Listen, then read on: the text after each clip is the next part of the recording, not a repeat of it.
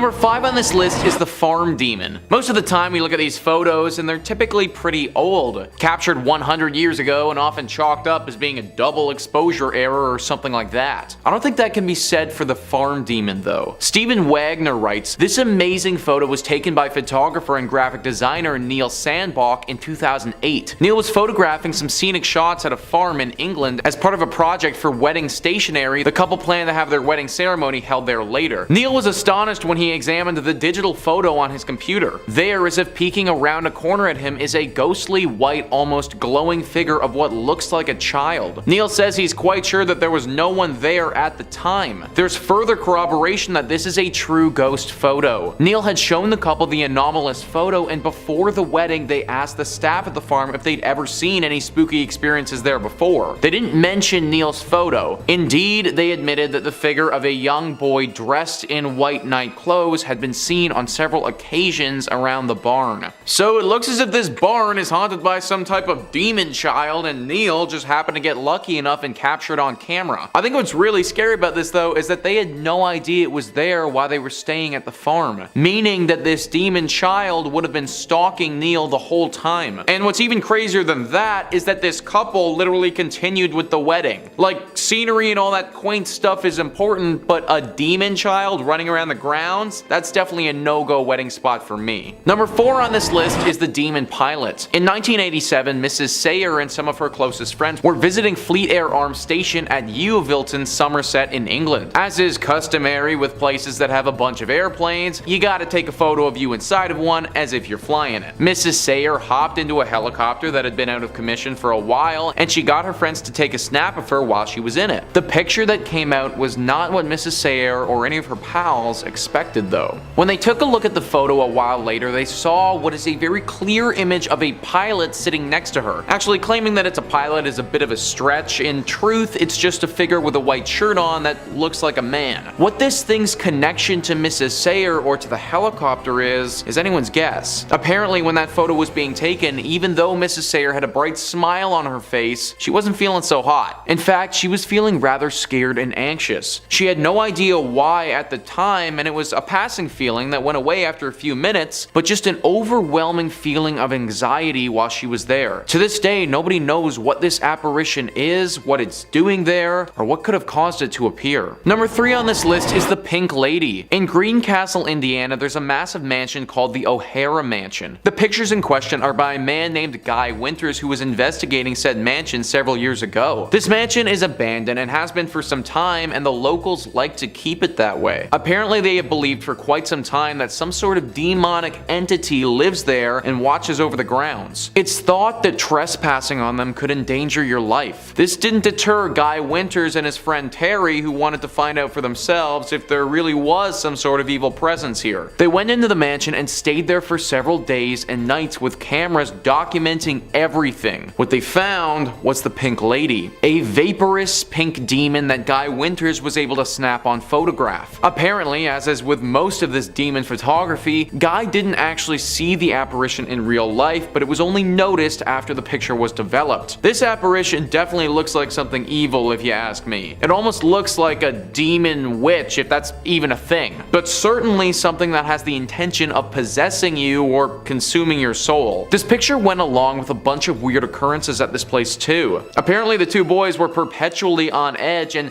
kept having strange things happen to them. Things would move without them touching them, the temperature in the rooms would change drastically. They both talked about having a voice in their head that they weren't familiar with, something that had them starting to become convinced that they were losing their minds. They might not have known it at the time, but it seems like all of these things can be chalked up to the work of the Pink Lady. Number 2 on this list is the White Lady of Worstead Church. Similarly to our Pink Lady that we mentioned earlier, we have another vaporous demon ghost thing resembling that of a woman. In 1975, Diane and Peter Berthelot visited the Worstead Church in North Norfolk. Peter snapped a pic of his wife praying on one of the church benches. They didn't think anything about the photo at the time, just a cute day at the church, but months later when they went to go get the film developed, one of their friends saw the photo and asked, "Who's that sitting behind you?" Behind Mrs. Berthelot is what looked to be the apparition of a woman wearing old clothes that were pretty much all white. This was obviously really spooky to the couple since they didn't remember anyone like that sitting behind her when they took the picture. there. They went back to Worstead Church the next summer and showed it to the Reverend. Apparently, this church for years now has been riddled by the spirit of the White Lady. It's said that this ghost demon is a healer who appears when someone near is in need of healing. When she visited the church at the time of the photo, Diane was in ill health and was taking antibiotics. Now, even though this